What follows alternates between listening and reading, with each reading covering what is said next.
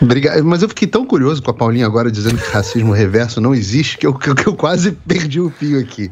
Porque, não, racismo tem que existir. Se você discrimina alguém pela sua cor da pele, se você discrimina alguém pela sua etnia, se você discrimina alguém pelo que se chama de erroneamente de raça, aí é racismo, não tem jeito. Porque senão, claro que é. Então, você acha que a Karina Bach sofreu racismo reverso nesse contexto? Eu não disse isso. Eu não disse que a Karina Bach sofreu racismo reverso, não sei. Mas quem é que sofre racismo reverso? Me conta um caso aí de alguém que é branco e que sofre racismo pela cor da pele, que deixa de conseguir um emprego, que tem menos oportunidade, que a polícia enfia porrada por ser branco e loiro. Me conta aí essa história. Claro, te conto com o maior prazer. Aqui nos Estados Unidos, todas as universidades americanas que foram dominadas pela esquerda, elas estão selecionando... Não, você pode rir, mas peraí. Você acha que as universidades... Vamos desfazer as coisas, já que eu tenho tempo. Você acha que as universidades americanas, de um modo geral, não foram dominadas pela esquerda? Não, eu acho... a esquerda dominou e aí continua a teoria da conspiração. Aí aconteceu o quê? Eles passaram a perseguir os brancos. Não, continua, vai ser legal ouvir isso. Continua, por favor. Eu tô esperando você... Eles perseguem os brancos, então, é isso? Por causa da esquerda? É isso? Claro, exatamente isso. Não, continua, eu quero ouvir essa história. As universidades, as principais universidades...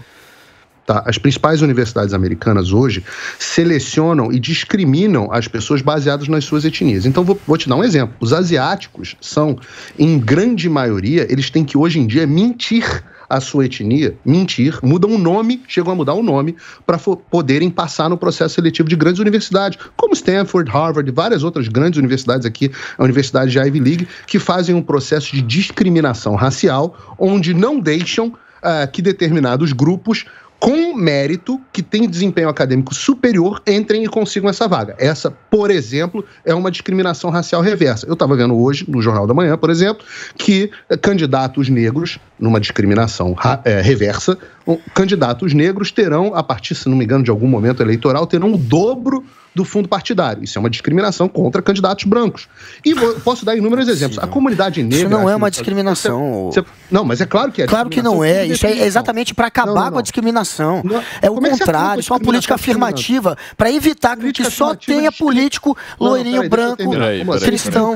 Peraí. Você me pediu o caso. Então vamos lá. Discriminação é quando você separa alguém, discrimina alguém por conta da sua cor. Isso aí não há dúvidas. É a definição da palavra. Agora, política afirmativa, então, necessariamente discrimina.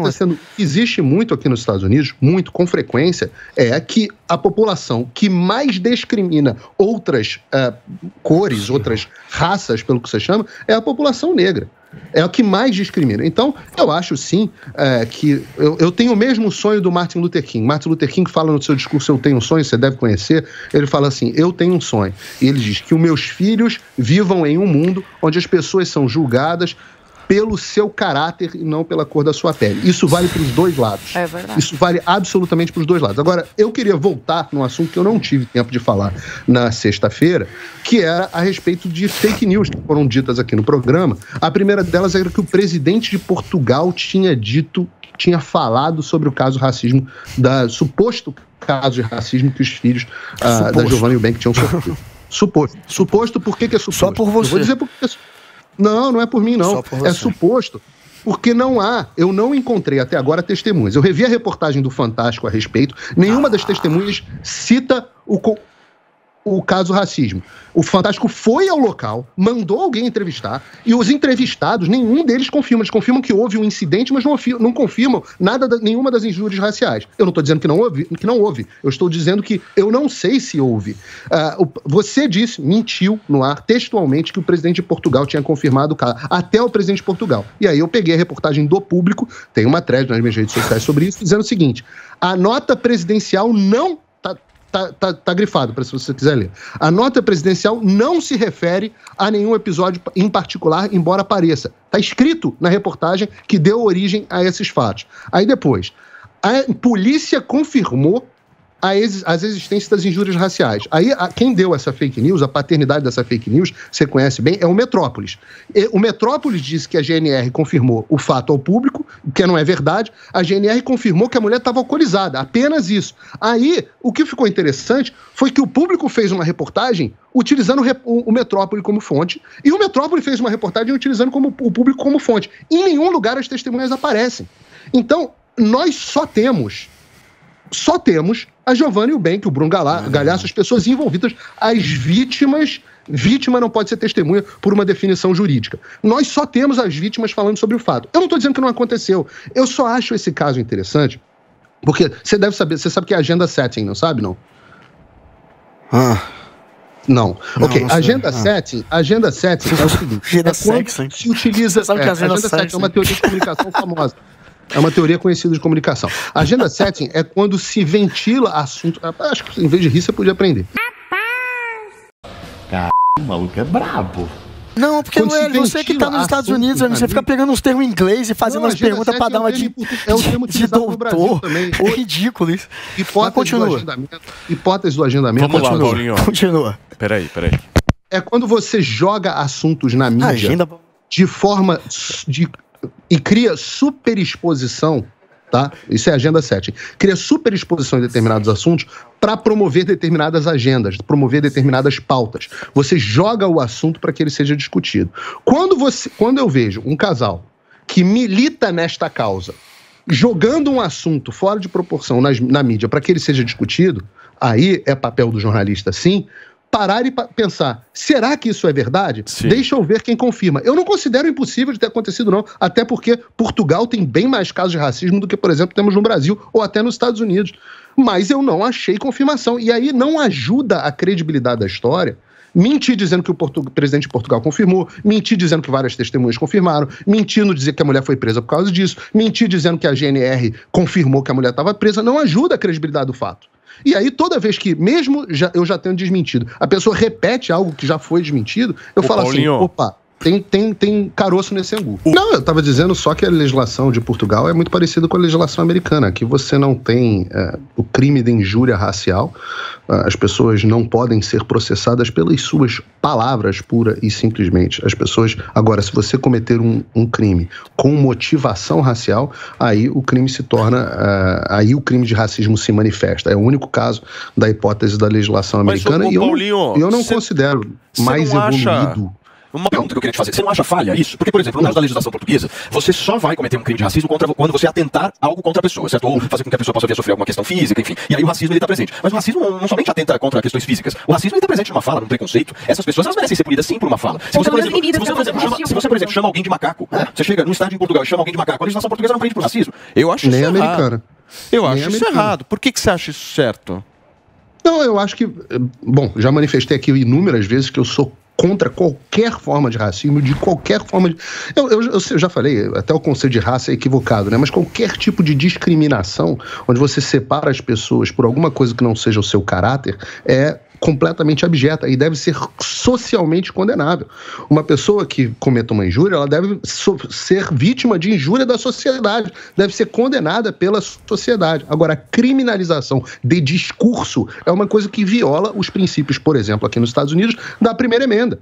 Então, se você é livre para falar o que você quiser. E essa discussão, uma discussão, obviamente, que tem um grau de complexidade grande, já teve, por desconhecimento, já teve gente cancelada porque não entendeu, por exemplo, que nos Estados Unidos é possível, legalmente possível, defender ideias nazistas. Você não tem controle de opinião. Não há controle de opinião nos Estados Unidos. É proteção da primeira emenda. E você dizer que você tem um governo que permite o controle da opinião, seja obviamente errado. Concordamos, todos aqui concordamos que é errado. Mas se você permite o controle de opinião para o governo, você considerar isso um avanço? Eu, particularmente, não considero. Prefiro e acho que sociedades que permitem que as pessoas falem livremente, essas sim são sociedades mais evoluídas. Se você usou o termo evoluída, eu acho mais evoluída a sociedade que tem livre discurso. E aí, a sociedade, como você tem aqui nos Estados Unidos, você não tem caso real de nazismo aqui, apesar de existir a permissão de que você tenha até partido.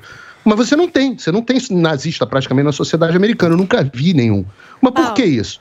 Porque a sociedade moralmente, coletivamente, condena esse tipo de ideia. E eu posso dizer pra vocês... uma visão mais anarquista. Tem um monte de nazista lá. Eu queria que ele exemplificasse até mais além, se você puder dizer, a sociedade condena. Então isso quer dizer que, por exemplo, vamos imaginar que existe uma personalidade pública que tem um discurso alinhado com algo nazista. Então esse cara perde seus patrocínios. É isso que você está dizendo? Essa reação da sociedade para que essa pessoa, enfim, fique, sei lá, sozinha no cantinho, entendeu? Não sei. Tô tentando entender aqui. Qual seria a punição? Como que a sociedade aliena um discurso abjeto, como, por exemplo, o discurso nazista sem lei? Se eu entendi a fala do Paulo Figueiredo, ele pode até me corrigir. Mas ele não acredita no poder do Estado. É isso, então como que a sociedade alienaria essa pessoa? Como que pune? Eu queria só que ele exemplificasse mais, assim, pra gente. Eu não acredito que o Estado deva regular discurso. Você é livre para falar o que você quiser, as besteiras que você quiser, todas. Porque você, na verdade, você falar e você pensar são a mesma coisa.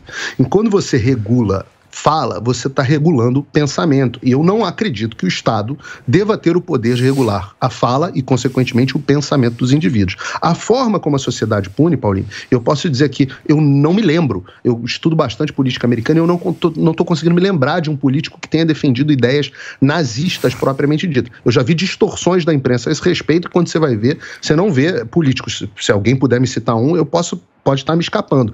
Mas até pelo fato de estar me escapando, mostra a irrelevância ao qual esses sujeitos são catapultados imediatamente. A sociedade americana teve movimentos discriminatórios grandes, né? Os democratas, por exemplo, fundaram a Ku Klux Klan. A maioria das pessoas pensa que a Ku Klux Klan foi fundada pelos republicanos, mas era fundada pelos democratas, e foi dizimada. O Ku Klux Klan não existe mais hoje em dia. Existem meia dúzia de caras, porque, claro, existe meia dúzia de tudo no mundo. Agora, como sociedade, a sociedade alija o discurso ruim e seleciona o discurso que ela considera melhor. Então, existe mas, Paulinho, e se a sociedade não achar esse discurso um discurso ruim?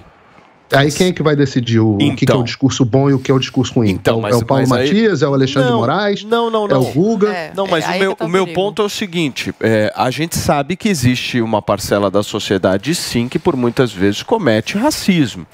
Certo? Sim, isso. Claro. Então, e essa parcela se você chama alguém de racismo na rua aqui nos Estados Unidos, em qualquer lugar, é capaz de você tomar um soco na cara de um branco. As pessoas são... mas assim, ostensivamente contra racismo nos Estados Unidos. Há muito tempo.